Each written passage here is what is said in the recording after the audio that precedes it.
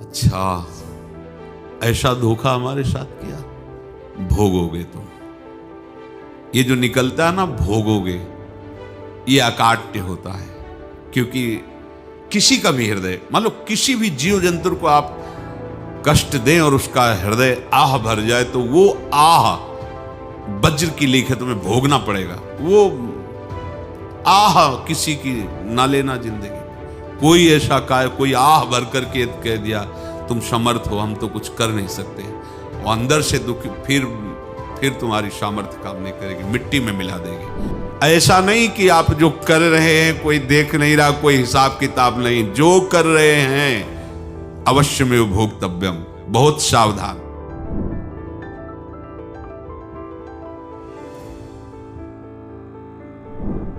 जीव स्वयं नित्य निरंतर कर्मों के जाल को रच रहा है और अपने आप को बांध रहा है। आपको मुक्त होना है, बंधना नहीं है। जीव का जन्म कर्मों के अनुबंध से होता है, कर्मों के बंधन से होता है, और उसको अपना ऋण चुकाना होता है। कर्मानुबंध ये बहुत सूक्ष्म विषय है। जैसे आप जिस परिवार में जन्म लिए हैं, तो उस परिवार के लोगों से आपका ऋण है, इसलिए उसी परिवार में आप आए हैं। और ऋणानुबंध, उसको बिना चुकाए या बिना वसूल किए आप वहां से जाएंगे नहीं। आपको लेना है तो वसूल करना है, और देना है तो चुकाना है। ये पूर्व के जन्मों से निश्चित किया गया है। जैसे किसी के यहां पुत्र हुआ, जन्म से ही पैसा खर्चा शुरू हुआ, बड़ा हुआ तो उद्दंडता के द्वारा मार पूरे परिवार को क्लेश पर क्लेश देता चला जा रहा है। ये तुम्हारे कर्म का फल है। या ऐसे शक्तिहीन बुद्धिहीन ऐसे पागल पूरे जीवन सेवा करो, तुमसे अपना हिसाब चुकाने के लिए वो आया है। अब परिवार के जो सदस्य जुड़े आके, मतलब पत्नी आते ही पूरी हृदय में आनंद, परिवार में आनंद, और जीवन भर वो आनंद ही सुख देने के लिए उसका जन्म हुआ। वो अपना ऋणानुबंध मुक्त, और आते ही भयंकर क्लेश खड़ा कर दिया, बीच में दीवाल और झगड़ा वैसा, फिर अतरे दिन मारपीट शुरू, कलह अशांति, पूरा जीवन नरक हिसाब करने आए। यहां ऋण चुकाए बिना कोई जा नहीं सकता, ऋण चुकाना पड़ेगा। किसी का ऋण वसूल करना है तो किसी को ऋण चुकाना है, दोनों काम करने होते हैं। अनेक जन्मों में अनेक लोगों के साथ हमने जो बर्ताव किए हैं, अच्छे या बुरे, वो होंगे। अब किसी आदमी को हम जानते नहीं, अचानक मिला, अचानक टक्कर लगा और मार पीट गाली गुप्ता सब कर दिया, चुपचाप सह लो। क्यों? ये आपका हिसाब है, पूर्व का हिसाब। हमारा उससे कोई द्वेष नहीं, कोई संकल्प नहीं। अचानक घटना घटी और हमसे द्वेष करने लगा, हमें पीटने लगा, हमें गालियां दे, ये हिसाब है, चुपचाप सह जाओ। अपने घर का भाई ही भारी दुश्मन बन गया और क्लेश दे, हिसाब है। एक प्रभुदत्त ब्रह्मचारी जी की वाणी में पढ़ा था, एक महात्मा जी भ्रमण करते थे, तो उस समय असरफियां चलती थी, मोहरे असरफियां, उनको भेंट में देते लोग। तो या तो ठाकुर सेवा में लगे तत्काल, या संत सेवा में तत्काल लगे, उसका संग्रह करके डोलना ये ठीक नहीं है। बैरागी के लिए सिद्धांत में ये ठीक नहीं है। तो जब 2, 4, 6, 8 ऐसे मोहरे हुई, तो उन्होंने विचार किया कि और भ्रमण करके जब काफी मोहरे हो जाएंगी तो प्रयागराज में जब कुंभ पड़ता है, एक बार पूरे सब अखाड़े के संतों को, अलग अलग संप्रदाय सब संतों को बुलाएंगे और सबको खुआएंगे। अब साधु है तो यही विचार करेगा, और क्या विचार करेगा। तो उन्होंने ऐसे डंडा बनवाया, बेंत, जो ऊपर से चूड़ीदार और भीतर पोला, और मोहरे उसमें डालते हैं, और भ्रमण, जहां जहां श्रद्धालु भगत थे सबके यहां जाना, और इच्छा रखना कि एक मोहर तो दे ही दे दक्षिणा में। कामना कोई भी हो वो बांधती ही है, ध्यान रखना। इसीलिए प्रभु जो चाहे वो करे, अपनी चाह नहीं रखनी चाहिए, अपनी चाह प्रभु की चाह में मिला देनी चाहिए। धीरे धीरे वो छड़ी भर गई। भ्रमण करने वाले महात्मा चूड़ी लगाई, इंतजार करते रहे। जब प्रयाग का कुंभ पड़ा तो चले। तो रास्ते में एक गांव में पूछा जाता है, जैसे कहीं रुको कि कोई श्रद्धालु ऐसा है जो संत सेवी है। तो कुछ लोगों ने बताया, हाँ एक परिवार है, बहुत संत सेवी है और आपको मिलाते हैं उनसे। आइए महाराज, घर में रुका। खूब अच्छा हलवा पूड़ी पवाया और जो घर के मालिक थे चरण दबाए। चरण दबाते दबाते उनकी दृष्टि पड़ी उस डंडे पे। इतना मोटा और ऊपर से कुछ चूड़ी सी भी नजर आ रही, इस डंडे में तो कोई रहस्य है ही है। अब महात्मा जी को खवा पिला के सुला दिया। महात्मा जी जब सो गए तो पत्नी से धीरे से कहा, वो डंडा लाओ बाबा जी का डंडा। वो चूड़ीदार जो ही खोला पलटाया तो सैकड़ों मोहरे। ऐसे संत रोज पधारे भगवान, तुम आनंद हो जाए फिर क्या। पत्नी से कहा, नाप के कंकड़ लाओ। वो तो महात्मा जी तो खाए खीर पूड़ी, आराम से सो रहे। रात में पूरी प्लानिंग करके उसमें कंकड़ भर के चूड़ी लगाकर सिराने रख दिया, सारी मोहरें हटा ली। महात्मा जी आराम से छड़ी उठाए तो वजन पक्का। वैसे बड़े लोग चतुर होते हैं, पर ये नहीं जानते कि कर्म कितना भयानक होता है। और उनकी कोई संतान नहीं थी, पर धन में इतना प्रेम उनको था। बहुत सावधान रहे। साधु महात्माओं के पास जो अर्थ है, गृहस्थी अगर आता वहीं से है, पर अगर उसको जोर जबरदस्ती या किसी छल कपट से, तो वो उसका विनाश ही करता है। आज तक का प्रमाण है। अब उनको ये भाव पता नहीं होगा, या पता होगा तो लोभ के कारण वो उसको मान नहीं पाए होंगे। महात्मा जी गए प्रयाग में, किसी अखाड़े पर रुके और वहां प्रार्थना की कि कल जो है संपूर्ण अखाड़ों का निमंत्रण किया जाए और सब संतों को भोग पवाया जाए और उनको दक्षिणा भी दी जाए। महंत ने सोचा कि बहुत बड़ा है तो उत्सव है, क्योंकि प्रयाग में कितने हजारों संत महात्मा सब। तो उनका महाराज बोरों इसमें चीनी और तीनों घी लगेगा, सब व्यवस्था। बोले आप मंगाइए, एक एक हिसाब हम करेंगे, हमारे पास सब व्यवस्था है। बोले कुछ तो पहले दे दो, वो इकट्ठे देंगे हम। उनको था कि अगर हम छड़ी खोला और दो चार मोहरे दी, किसी को पता लग गया तो गड़बड़ हो सकती। बोले हम भंडारे के समय आखिरी में सब कुछ आपको दे देंगे। ठीक है। वो अपने पास से पैसे लगाकर खूब जितना सामग्री सब लाए, लाखों की, और सब संतों को निमंत्रण कर दिया। संत जन निमंत्रित हो गए। भंडारा बन रहा है, तब वहां के महंत है और उनका देखो भंडारा भी बन रहा है, संतों को निमंत्रण। अब आप अर्थ की व्यवस्था कीजिए, क्योंकि इतनी बड़ी हमारी सामर्थ्य नहीं थी जितना हमने किसी तरह हमने व्यवस्था की। अब मुझे अर्थ चाहिए, तभी आगे की व्यवस्था बढ़ेगी। संतों को दक्षिणा देंगे और जिनसे अर्थ लिया उनको दे। देखो रसोई बन गई है सब। उनका अच्छा तुम्हें विश्वास नहीं तो ये अभी चूड़ी खोली। उनको तो था ना कि मोहरे हैं, कंकड़। तो जैसे कितना उनको सदमा लगा होगा। हजारों संतों का निमंत्रण, रसोई बन, मतलब संत हो के छल कपट। तो उनका महाराज आपने तो हमारा नाश कर दिया, जो महंत थे। अब बताओ रसोई बन गई, संत निमंत्रित हो गए और आप ये कंकड़ दिखा रहे हैं हमको। आपने तो हमें बर्बाद कर दिया। हमारी इतनी सामर्थ्य नहीं थी, आप पहले बता देते। संत होकर ऐसा छल कपट। अब वो बोले तो क्या बोले, क्योंकि उनको पता था कि मोहरे हैं इसमें। अंदर से उनका चिंतन गया उसी सेठ के पास, अच्छा ऐसा धोखा हमारे साथ किया, भोगोगे तुम। ये जो निकलता है ना भोगोगे, ये अकाट्य होता है। क्योंकि किसी का भी हृदय, मान लो किसी भी जीव जंतु को आप कष्ट दें और उसका हृदय आह भर जाए, तो वो आह वज्र की लेख तुम्हें भोगना पड़ेगा। वो देखो भीष्म जी को भोगना पड़ रहा है ना। सांप को ऐसे धनुष की नोक से उठाया और बंबूल के कांटों के ऊपर फेंक दिया, कई दिन तक छेदा हुआ, वो आह भर करके मरा। तो आपको 6 महीने बाणों की सैया पर आह किसी की ना लेना जिंदगी। कोई ऐसा कोई आह भर करके कह दिया तुम समर्थ हो, हम तो कुछ कर नहीं सकते, और अंदर से दुखी, फिर तुम्हारी सामर्थ्य काम नहीं करेगी, मिट्टी में मिला देगी। फिर ये तो संत थे और भगवत आराधना के लिए, संत आराधना के लिए ही ऐसा किए हुए थे। अब इनका कैसे मुंह दिखाएं, अब क्या करें। सुबह संत जन आएंगे, सबके बीच में हमारी कि देखो इन्होंने, अब क्या करें। गए और संगम में जाके छलांग लगाई, अपने प्राण त्याग दिए। अब उनके तो पास मोहरे थी और व्यापार बढ़ा, और 9-10 महीने बाद ही लड़का हुआ।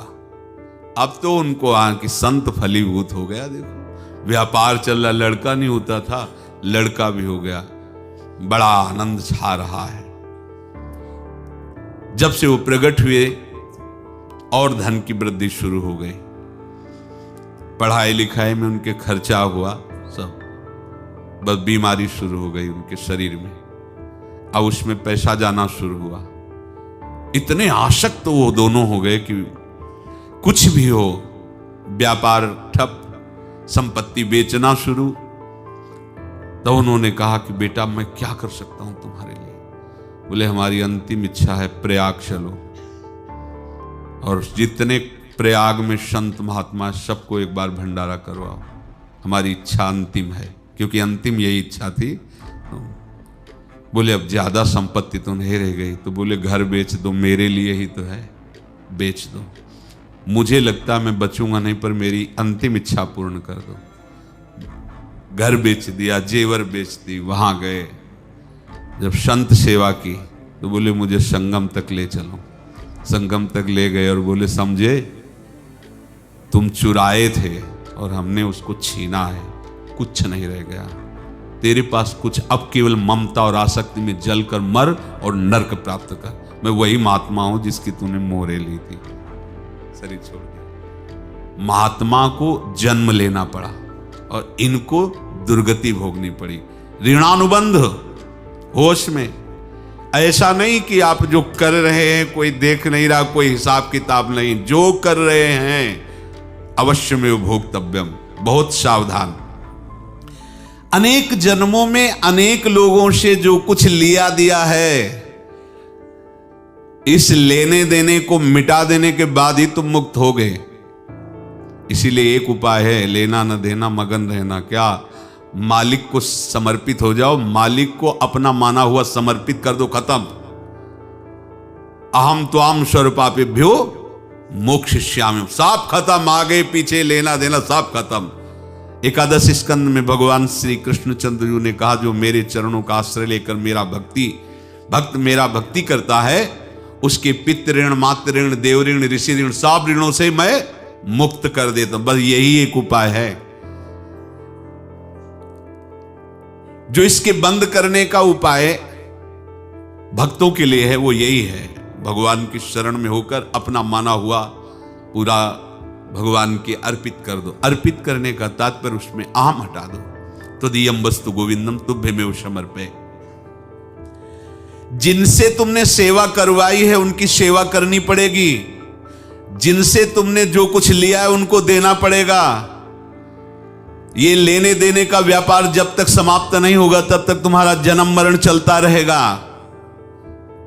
अब आपको यहां समझना है, यदि आपसे किसी ने पैसे लिए बेईमानी करके नहीं दे रहा है तो आप उसको गाली मत दीजिए, आपने बेईमानी की थी इसलिए आपकी बेईमानी हुई है, ले गया, कोई बात नहीं है, बंधन से मुक्त हुए, जो बोझा था चला गया। उसको ऐसा ना देखे कि ये बेईमान हमारे रुपए मार लिए, अब जो कुछ होगा देखेंगे। अगर आप आगे नया कुछ करते हैं तो फिर आगे का हिसाब आपको भोगना पड़ेगा, ध्यान रखना। ऐसा नहीं है कि आपको भोगना नहीं पड़ेगा। एक ही उपाय है कि अब जो शरीर धारण किए इसी में जो भोग ले, आगे ना होना चाहिए। तो क्या करे? सर्वतो भावेन भगवान की शरण ले ले। ये तो सर्वाणि कर्माणि मयि सन्न्यस्य मत्पराहा अनन्येनैव योगेन माम ध्यायन्तु उपासते तेषामहं समुद्धर्ता मृत्यु संसार से। ये बड़ा कठिन है पार होना, कोई छोटी मोटी बात है। एक महात्मा बाल्यावस्था से भजन करते थे, शालिग्राम भगवान पास रखते थे और उन्हीं की आराधना करके बस पाठ नाम जप और भ्रमण करते थे। यौवन अवस्था थी, गंगा जी के किनारे अपने ठाकुर को विराजमान करके स्नान करने के लिए कपड़ा ही उतार रहे थे कि 90 लोग आ गए, भाला तलवार सब ले, मारो मारो इसको मारो, घेर लिया। तो उन्होंने हाथ जोड़कर कहा हमने क्या अपराध किया, कोई सुन ही नहीं रहा। तो उन्होंने कहा मार तो डालोगे ही आप 90 लोग, हम कोई अस्त्र शस्त्र तो लिए नहीं, एक बार हमें गंगा में डुबकी लगा देने दो और अपने ठाकुर को स्नान करा देने दो, फिर इसके बाद आप मार देना। भगवत इच्छा से वो लोग रुक गए, स्नान किया और अंदर से प्रार्थना की, प्रभु ये क्या लीला है आपकी, आपके सिवा मेरा कोई है नहीं और ये मुझे मारना चाहते हैं।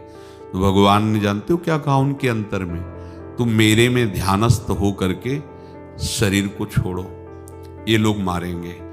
ये मेरे भजन का फल है कि तुम्हें 90 जन्म नहीं लेना पड़ेगा, एक ही जन्म में 90 मिलके, तुमने 90 हिंसा की थी पूर्व में, तो तुम्हें 90 बार जन्म लेना होता और एक एक करके मारते। ये मेरे भजन का प्रताप है कि एक बार में ही 90 का हिसाब हो जाएगा।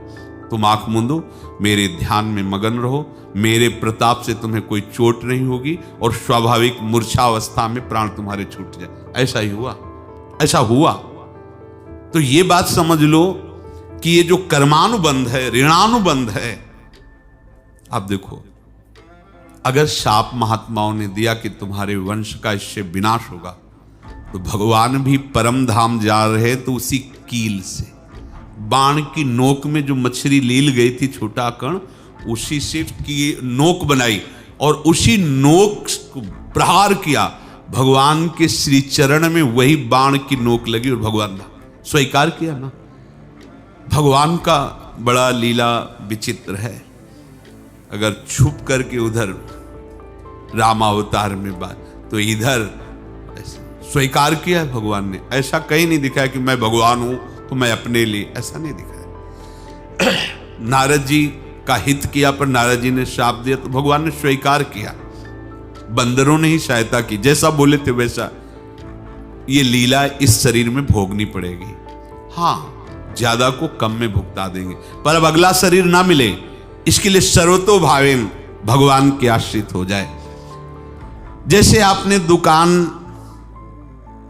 फैला रखी है तो उसमें दो काम होते हैं, लेना और देना। किसी को उधार दिया है तो हमें उसे लेना है, और कोई नगद देकर सामान ले रहा है तो उसे सामान देना है, या उधार लिया है तो हमें उधार देना है। अब अगर दुकान बंद करनी है तो तुम्हें देने वालों पर जोर देना है, लेने वालों पर जोर नहीं। लेने वाला तो जाओ हम क्षमा किया, समर्पित किया, हमारा कोई संबंध नहीं, खत्म हो जाए, वो खुशी हो जाएगा। लेकिन देने वाला तुम अगर दुकान भी उठा दोगे तो जहां भी रहोगे तुम्हारे पास वो आएगा, लाइए हमारा।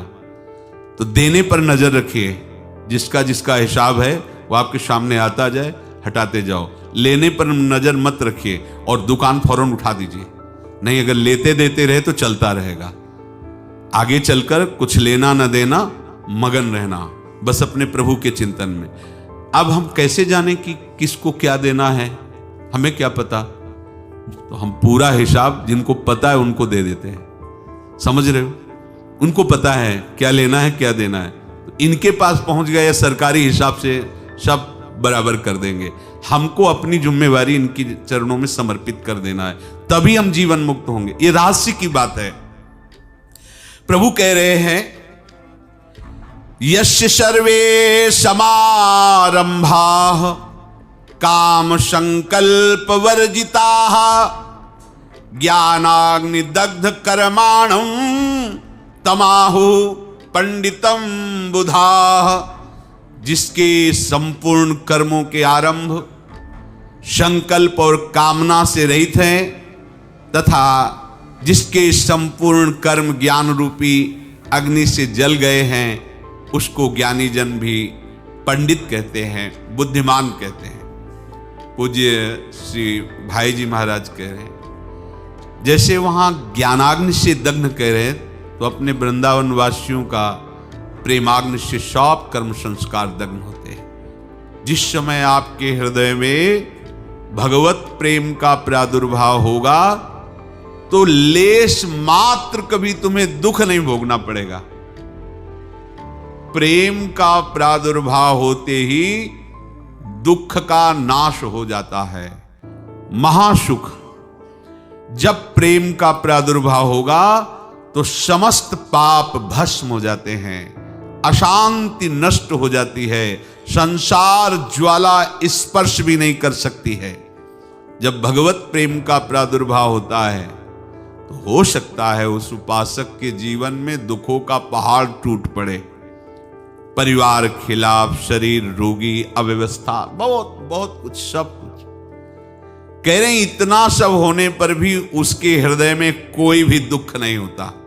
ऐसा सामर्थ्यशाली भगवत प्रेम है।